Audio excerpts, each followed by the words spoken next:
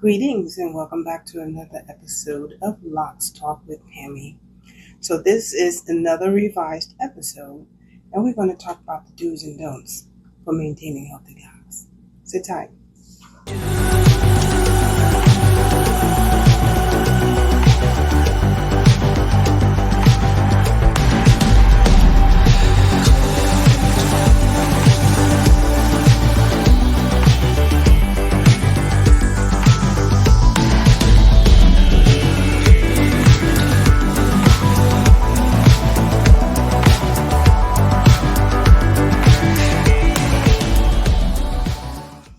Hello again, it's your girl Pammie with Locs Talk Live, and we're back to talk about the do's and don'ts for maintaining healthy lives.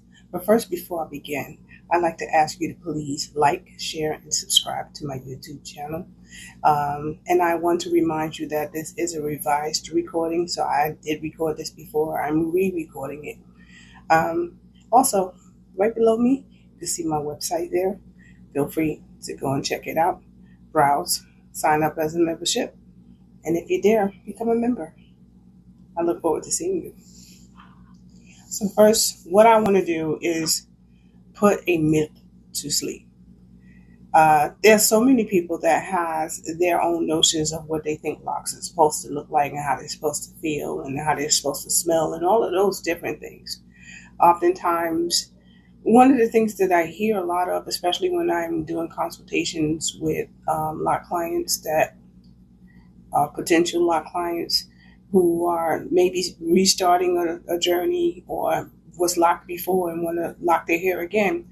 And I asked them what happened before. Oh, my hair was too heavy. It was a lot of buildup. And a lot of that came from lack of education and information given to them. And, I don't know what this gatekeeping thing is of, not educating your clients properly so they know how to maintain their hair at home. But it's important that they know these things because anything can happen, right? So it's important that people are educated and understand how to take care of their hair. So they understand that the hair does not have, you see how light this is? Your hair does not have to be all heavy. Certainly does not need to be filled with buildup and all of those things. So I'm going to go into and talk about all the things that you can do to avoid putting yourself through the nightmare of having to comb out your locks or cut them off or start over and all of those things. So let's get into how to maintain your locks properly so they're nice and soft and fluffy and light and just gorgeous. All right, let's go. So we're going to begin with the do of maintaining healthy locks. Number one is to do some research and find the right product for you. Now for me, I am constantly researching products and ingredients and things like that because I'm a major label reader, especially when it comes to the products that I use. Very natural. So, number one, there's no such thing as all natural. There has to be some kind of preservative in products that you purchase. So that's another myth, put that to sleep. But you want it as natural as possible. Products that don't contain things like silicone, sulfate, phthalates, parabens, all of those things which can cause your health to fail and also cause your hair to fail. You don't want anything that's going to cause your hair to fail. You don't want products that's going to be major problems like building up in your hair and things like that. You want to make sure you use products that is good for your hair. Now, what do I mean? The product that I use for my hair, Made for Locs, that is my brand that I use. Is not my brand, but that is the brand that I use. I want to say the brand that I use on my hair. That's the brand that I use when I am doing my client's hair. Lotion, hands ashy. That's the brand that I use on my client's hair. They all love it. I know the owner and CEO of Made for Locs, and we are good friends. And so, yes, it's good stuff. And I don't recommend anything that I can't stand by and use on my own hair.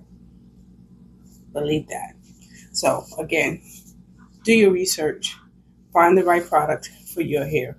That is the product that I use for my hair. So when I refer or recommend products, 9 times out of 10, it will be products made for locks. Okay. Number 2, for maintaining healthy locks, wash your hair regularly. Now, oftentimes, and I do have a couple of clients that always wait to come to me and ask me to wash their hair when they come to do their retwist, which is fine as long as they are consistent with coming to their appointments when they are scheduled to come to their appointments. Going months and then expecting me to clean up behind them, I can't do. But if you're consistent with coming to your appointments when you're supposed to come, I don't mind it. But when I mean by regularly, I don't mean washing your hair every other day. It depends on the season, as I spoke about in the last video of how often you should wash your hair. Ideally, I say once every 2 weeks, right? But realistically, wintertime, most of us don't go out and do much outside of our homes during the winter. So you can get away with once monthly to wash your hair, unless your house is full of mud or something, but that's none of my business. However, wintertime, once a month, spring and fall, bi-weekly, every other week. Summer, probably are going to be washing your hair more often because you spend more times outdoors, swimming, and all of those different things. So just wash your hair regularly and use a really good shampoo when you do wash your hair. Don't be out here using cheap shampoo because that's not going to benefit you. Again, the right products will take you a long way. Okay. So number 3, proper and daily moisture routine. What do I mean by that? I did a demo on the last video when I was talking about oiling your hair, and I did a demo on there. So a proper moisture routine is moisturizing your hair with a water-based moisturizer. I use Made for Locs Refresher Spray, either the aloe-based one or the rose water-based one. Either one works fine for me. I'm not allergic to either of them, but both of them are fantastic. Me personally, I really love the freshness of the aloe vera one more. Yeah. There's amazing scents, 7 amazing scents of the rose water refresher spray, and then you have the 2 amazing scents of the aloe vera refresher spray, and they're constantly dropping new stuff, so that's another plus. I love that. But moisturize your hair daily. A light mist will suffice. You do not need to have dripping wet hair. You have locks, not Jerry Curl. You remember the scene on Coming to America when what's his name, Reggie, when his family was sitting on the couch at the party, and they get up and all of their activators all over the couch. You don't need your hair dripping wet like that. That can cause some other serious problems, such as lock rot. There will be a future video about that too. So stay tuned for that. But proper moisture routine. First, water-based moisturizer, and you can seal that in with the spray oil mist that I talked about, Made for Locs spray oil, just to seal in that moisture. And we're going to talk about this in this video, but you can also use your Made for Locs soft bristle brush to spread the product throughout your hair. Okay, leave your hair feeling really soft, really soft. Like I moisturize my hair when I've braided my locks, as you see. In wintertime, it makes it easier for me to put my hat on and my hair is not all bulky and stuff. Number 4, dew. Now, this is something I openly admit and be very transparent about. Drinking plenty of water. I drink water, but I know I don't drink enough. So drinking plenty of water. What we put in is what we get out, right? So healthy in, healthy out. Garbage in, garbage out. Same thing. Drink plenty of water. It allows you to moisturize internally when you drink plenty of water. Ideally, we should be drinking half our weight in ounces of water per day.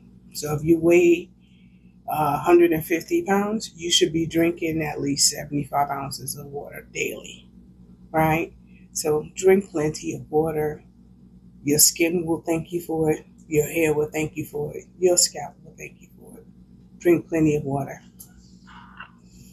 Now we got to lock brushing. As again, made for locks, lock brushing. Now there's several purposes for lock brushing. Number one, a lot of people frown upon lock brushing. Now here's the one thing that I do frown upon lock brushing is when you're using the wrong kind of brush. Do not use a hard bristle brush when you are lock brushing. You can really damage your locks in doing that. And I think that's what why a lot of locticians are making videos talking about, I don't understand why people are lock brushing or brushing their locks. A soft bristle brush, which is what it is, a soft boar's hair bristle brush, wooden handle, and you don't have to be hard with it. The bristles on the hand on the brush is picking up lint. I don't think you can really see it on there, but it takes lint off your hair. It also just spreads the product throughout your hair, and it does leave my hair feeling softer.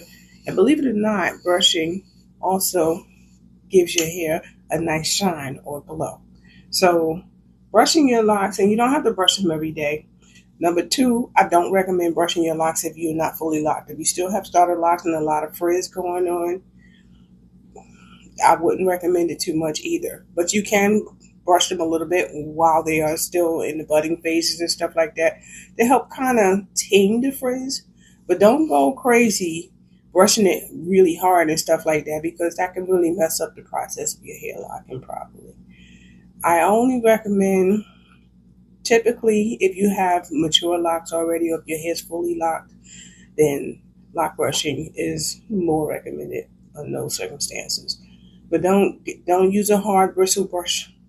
Always soft bristle boar's hair brush. Okay?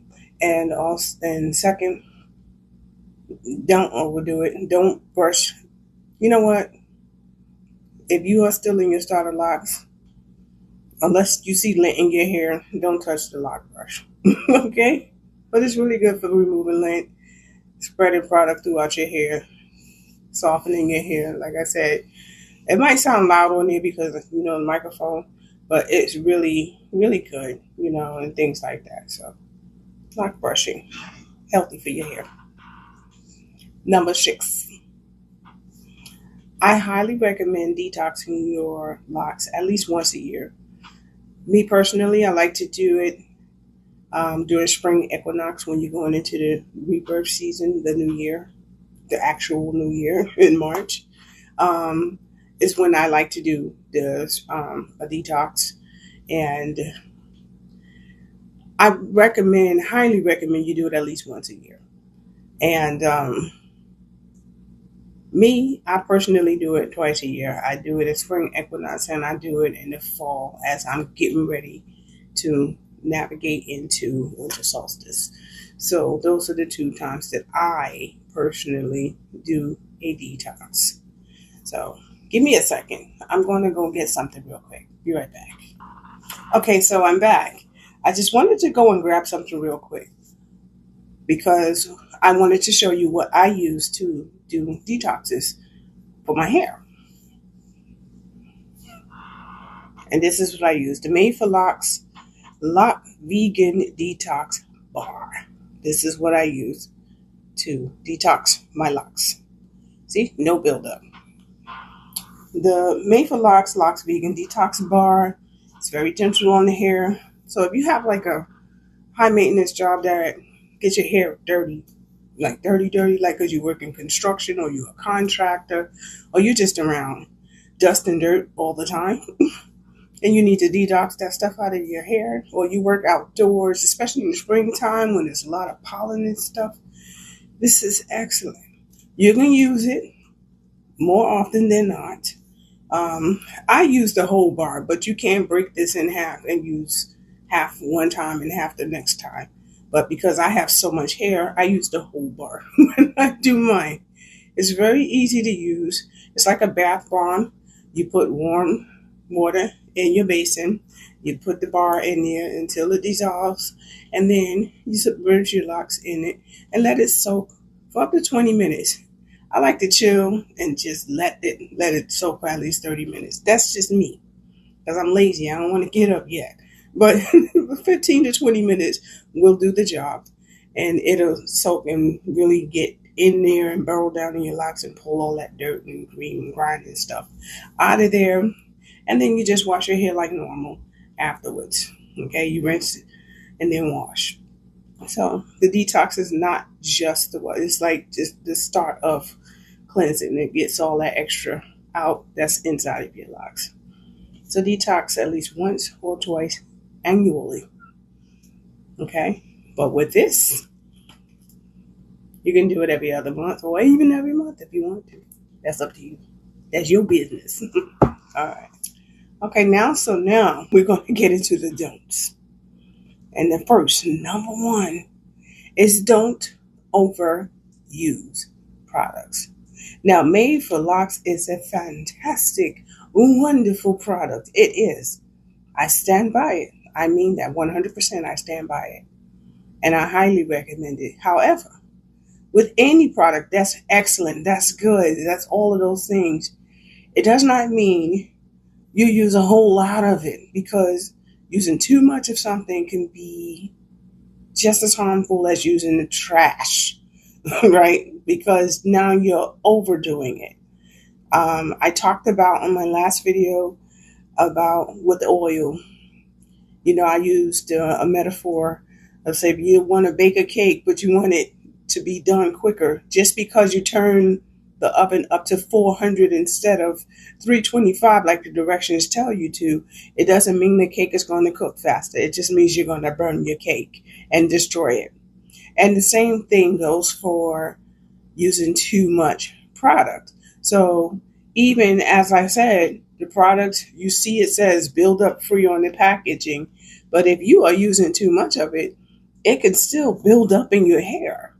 Okay, that doesn't mean, it's not build up free. No, it just means you did not use it properly because you used too much of it.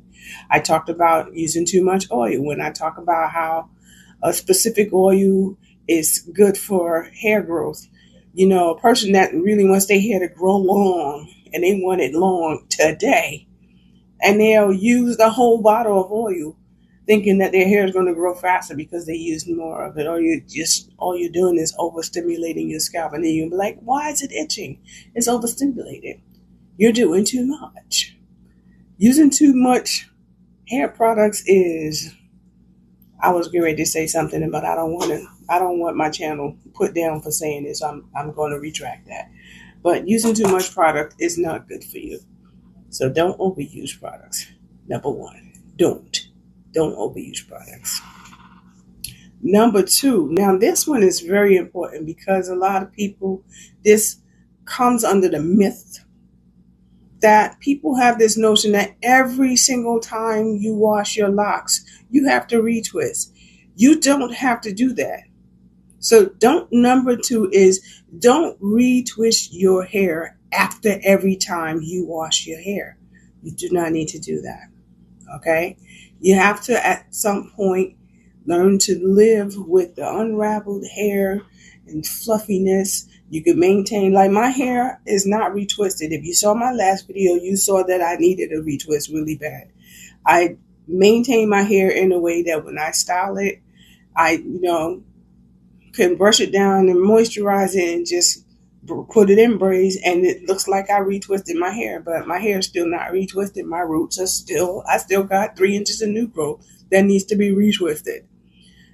You can maintain your hair with laying down nice and neat without having to do a retwist every single second.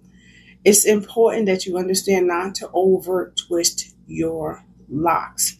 What happens is it causes thinness at the roots, and you wind up having thick locks at the ends, and the roots are skinny and hanging on by strings. That's one thing that happens. Another thing that happens when you over twist your hair and twist it too tight is traction alopecia.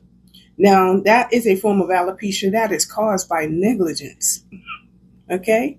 There's no medical condition that causes traction alopecia. That is caused by negligence from the tension and pulling and tugging. So if you constantly are tightening and retwisting your hair and you're pulling it at the roots, it is weakening at the hair follicle and it comes straight out of your scalp.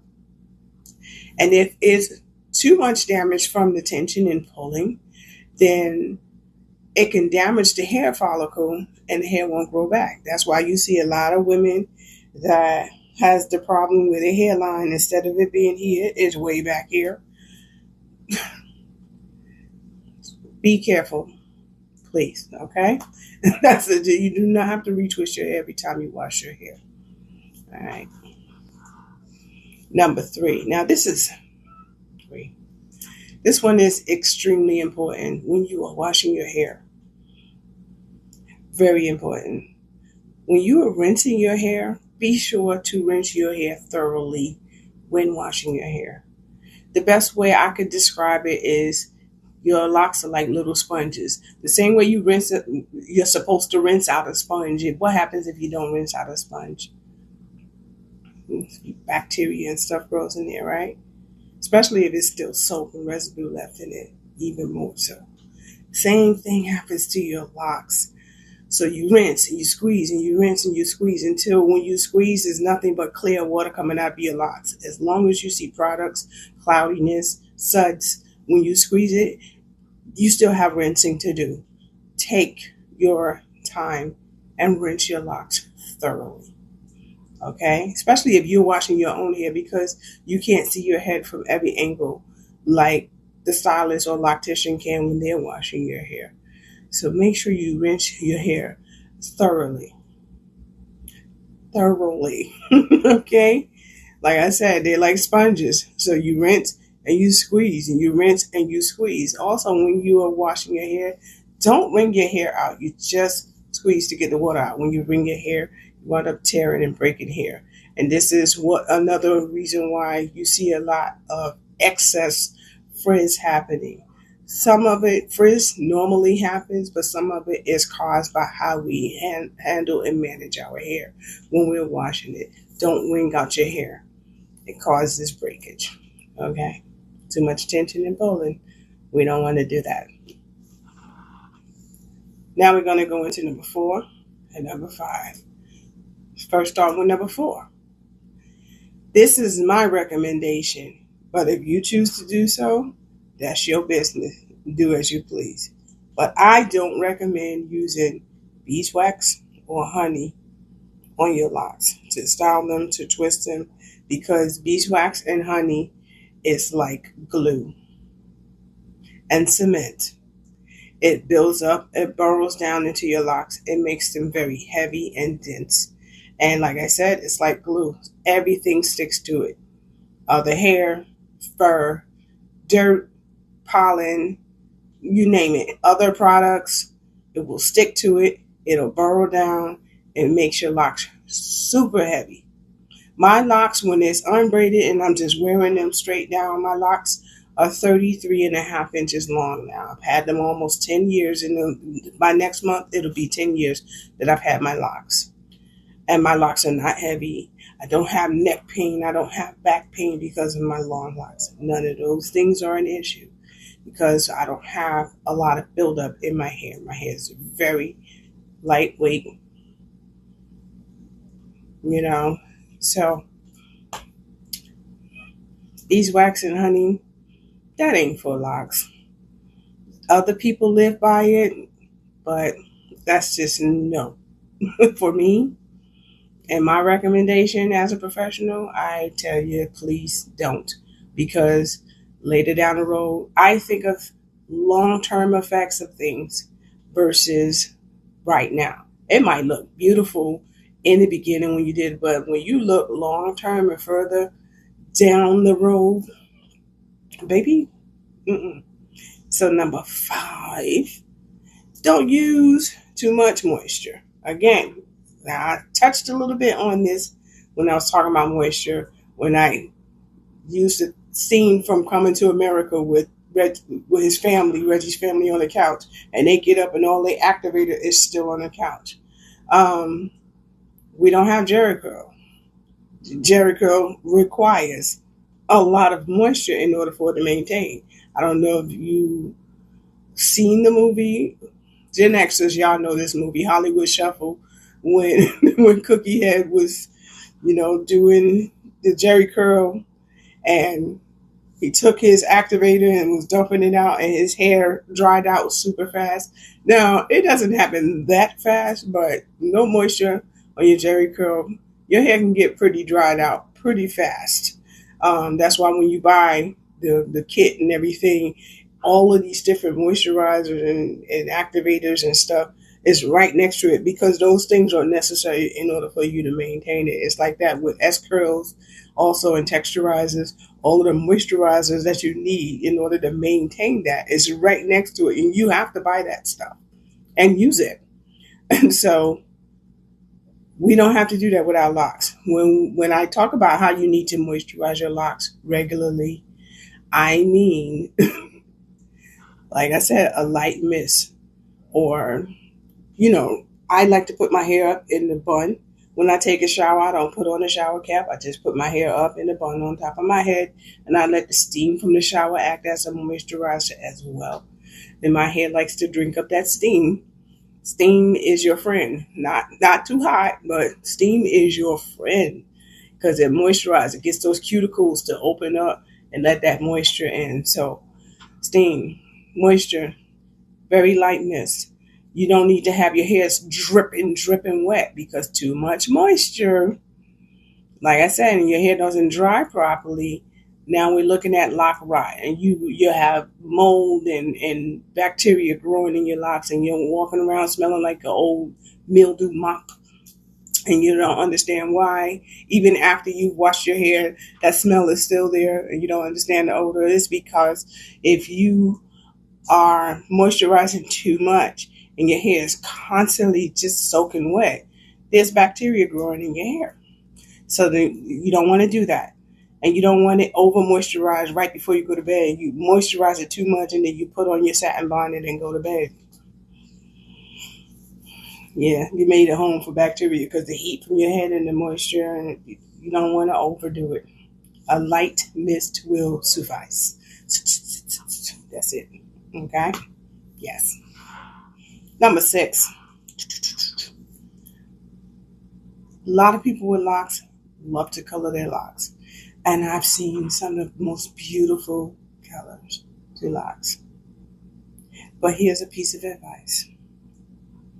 If you are in your first year, your starter lock phase, do not, I repeat, do not color your hair before your hair is fully locked.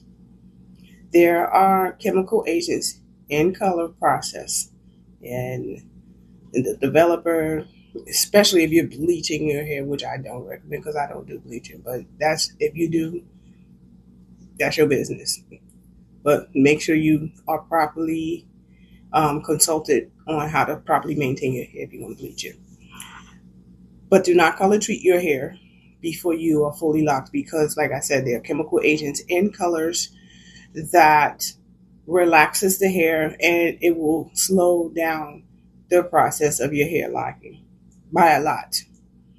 And a lot of people, they may not admit it, but I'm going to admit it, because I've witnessed it. A lot of people are very impatient with how long it takes for their hair to lock. Some people have this unrealistic expectation that, it's been 3 months, my hair should be locked already. Your hair is going to do what your hair is going to do. We conform to our hair. It's not the other way around. So stop trying to manipulate your hair to do what you want it to do, and just be patient. That's one of the main things we learned about ourselves when it comes to our lock journeys. We learned how to have patience. You do learn how to you get some patience. Give them grace. Let them do what they're going to do, baby.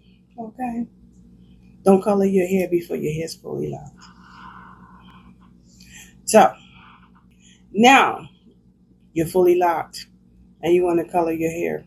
There's proper standards of how you should care for your hair after you treat your hair.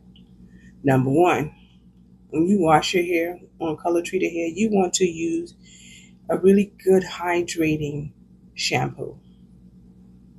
I'll say that again. You want to use a really good hydrating shampoo. The good hydrating shampoo will help maintain a certain level of moisture. And oftentimes when you color your hair, especially if you're using bleach to lift color out before you add the color that you want in, your hair porosity is going to change because the cuticles become more relaxed. The protein of your hair, it dies down. You know, the keratin in your hair, it dies down. And this is what I'm talking about from bleach with the oxidation process and things like that. It causes all of those different changes in your hair. So you have to maintain your hair.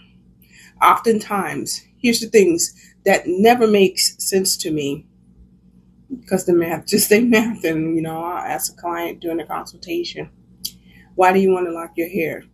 One of the most popular answers that I get is because, I just want little to no maintenance, and I really love locks. But in the same conversation, it comes up, but I really love lock color. How soon can I color my locks? And then they want a really vibrant color that requires bleaching to lift the color out and then add that vibrant color in. But you just said like 10 minutes ago that you want little to no maintenance, yet you want this thing that's going to require a lot more than a little to no maintenance, probably more maintenance than you're doing on your natural hair.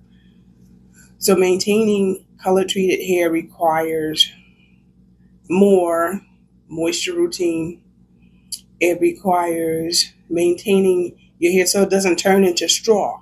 Because if you don't maintain the moisture of your hair by using the good, not just refreshing your hair and sealing it with oil, but even with what you wash your hair with, and using a hydrating shampoo and conditioning your locks and things like that, it takes time, it takes more effort, it takes more money, because now we're talking about other products that you have to use to maintain your color treated hair. So be sure that you're ready to do more work than you said you wanted to do when you're ready to color your hair. And this is not with all color treated hair. I'm specifically talking about hair that has been lifted with bleach. Other dyes, there are organic dyes, there are color rinses and things like that. Yes, that slightly alters your hair too, but that just requires a little bit more moisture. There's strict rules to how you maintain your hair when you bleach it. And we'll talk more about that because there's a whole video on bleaching and heat and all of that stuff. But that's just a touch on it, okay? Increase moisture, maintain color treated hair. And reminder, don't color your hair before you're fully locked. Now, we talked about conditioner a second ago, right? But number 7, I don't recommend using conditioner on your hair before your hair is fully locked. Conditioner is okay for fully locked and mature locks, but when you're still in the budding starter phase and all of that stuff, you don't want to be using conditioner in your hair. And the reason for that is because conditioner does the same thing. It kind of relaxes your hair. It delays the process of your hair locking. So hold off on the conditioner. Okay? Hold off on the conditioner. Also, be careful and make sure you research and look at the conditioners that you are using on your hair when you do start using conditioner. You don't want to use thick, creamy leave-in conditioners. That causes buildup. It burrows in your locks. It makes your hair heavy. And the same thing when you're washing your hair. You don't want to use a really thick and dense conditioner when you are washing your hair either. You want it to be thinner and silky. If you have a favorite, I suggest diluting it with some water to make it a little thinner so it doesn't burrow and get stuck in your locks. As well, read your labels. So many conditioners have 2 very dangerous ingredients in it. One, it has silicone in it. Silicone creates this shield of cellophane or like saran wrap. It's like a thin coat that creates a barrier so moisture can't get in or out. So whatever moisture is on your hair will stay stuck in there under the conditioner. But then silicone is very difficult to cleanse and clean off of your natural hair. So it's even more difficult to clean off your locks. So make sure you read the ingredients. Anything ending in cone is a form of silicone, and will do that. And if that barrier is there, it will trap your hair underneath it, and eventually your hair will become dry and brittle because nothing, no moisture or anything can get in there to feed your hair the way it needs to be fed. Okay.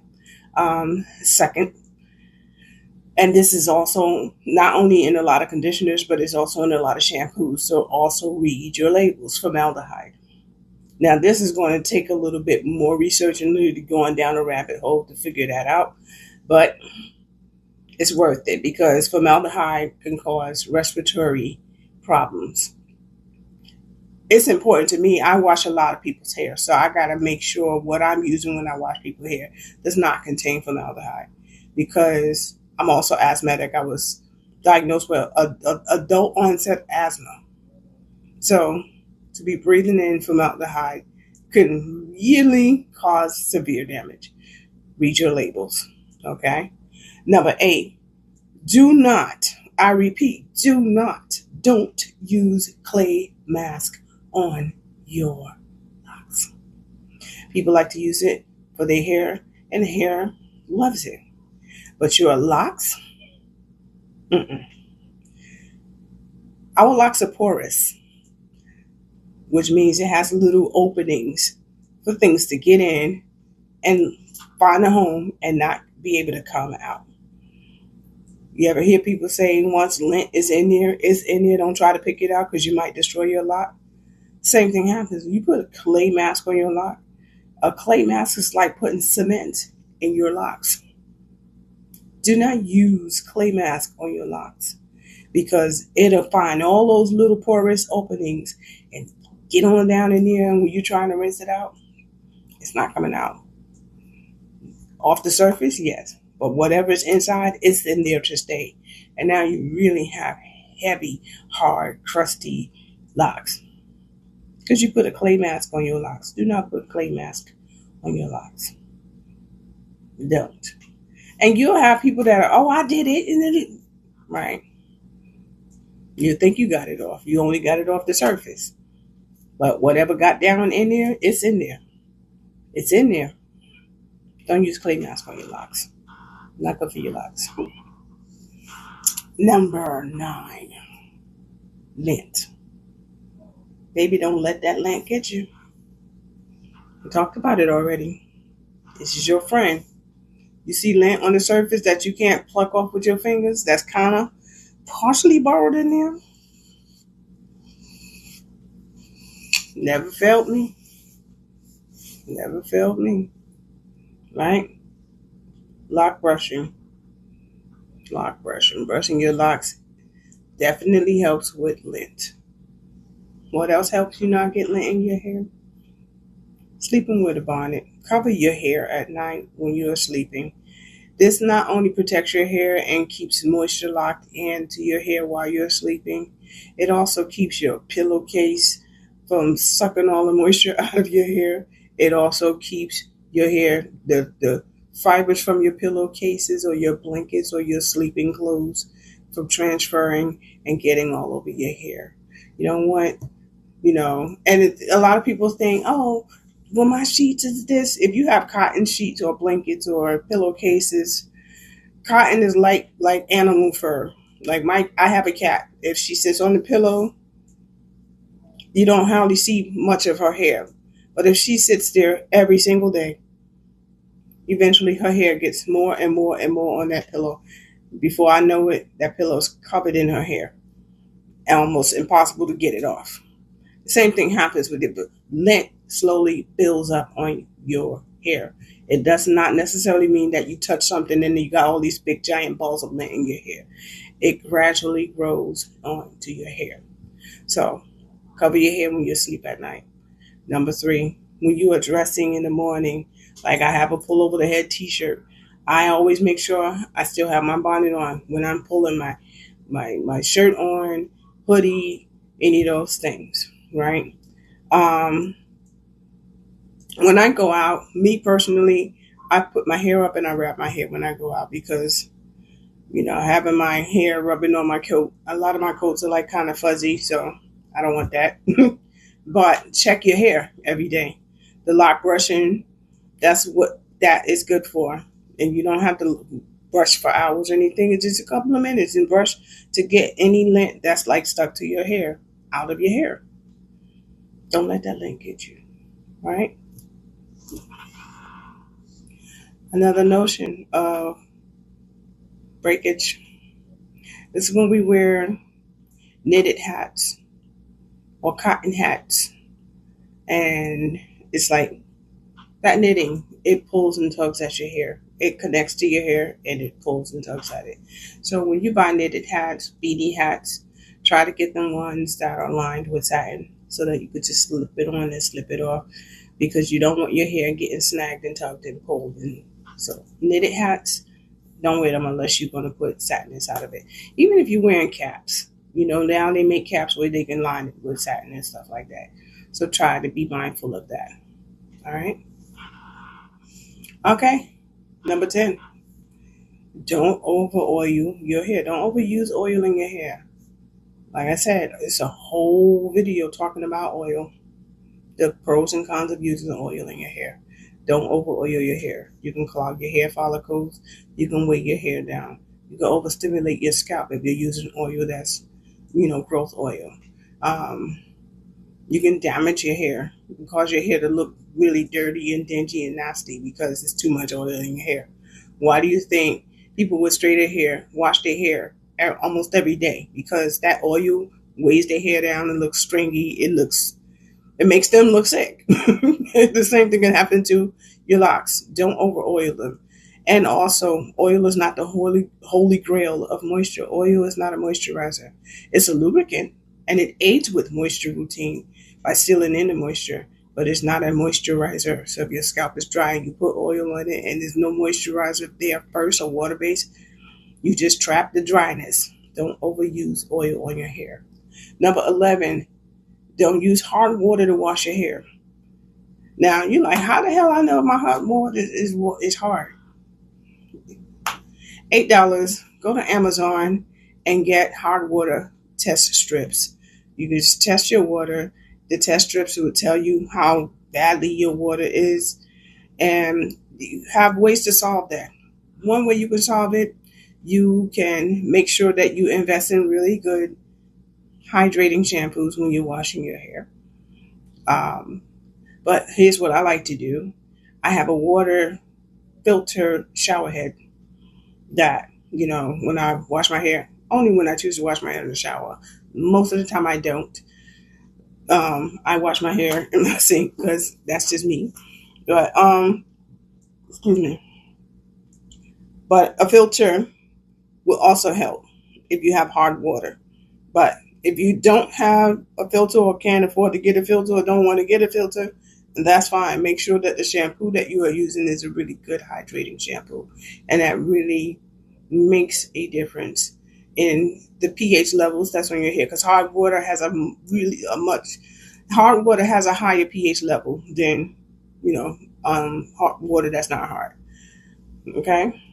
Number 12, don't use products with denatured alcohol. So like gels with alcohol in it, mousses with alcohol in it. The denatured alcohol dries your hair out. Like if you looked at rubbing alcohol, you put it on your skin and it turns white. Or like even nail polish remover, when you're taking your nail polish off and then you got that white film that is on your skin, that is removing all of the natural moisture out of your skin. It does the same thing if you put denatured alcohol products on your hair. It sucks all of the moisture out. So do not use denatured products in your hair, such as that black gel and, the things that I just mentioned. There are certain mousses that has denatured alcohol in it. There's gels that has denatured alcohol in it. There's hairsprays like that oil sheen that has denatured alcohol in it. That's one of the main reasons why it's flammable. Okay, so don't use products with denatured alcohol. So that covers all the do's and don'ts for maintaining a healthy head of locks. And the final tip is to be consistent. Don't wait until you need to maintain your hair and become reactive to, oh my God, my hair's so dry. What happened to my hair? And now you are asking all these questions. What can I do to fix this? Don't get to the point where you have to ask advice on how to fix it. Be proactive. You have the tools, you have the information that I just provided you. Be proactive, be consistent, be committed to yourself, because having locks is a commitment to yourself, not to anything or anyone outside of yourself. It's a commitment that you make to yourself. And if you can't commit to yourself, there's work to be done, right? Because self-love is a big thing. So maintenance is a form of self-love. It's a ritual of self-love when you maintain your locks so that they can be maintained to be healthy. Locks are not heavy, hard, crusty, smelly, dirty, and disgusting. Locks are light. They're beautiful. They are your crown. So take care of your crown. Okay? As a reminder, all of the products that I talked about today are provided by Made for Locs. I use Made for Locs for myself, for my family, for my clients. 99.99% of my clients use Made for Loc products. And the ones that don't, they start out using their own stuff and they wind up transitioning because they're like, what is that smell? What is it? And I tell them, oh, I want to try that. And I let them try it. And they're hooked after one try. Made for Locs, www.madeforlocs.com. Just click on that link right there. It'll take you right through. Yes, I will get credit as an affiliate. And thank you so much for your support on that part. Made for Locs. It's the right product for you. Thank you again. And I'll see you next time on Locs Talk with Pammie.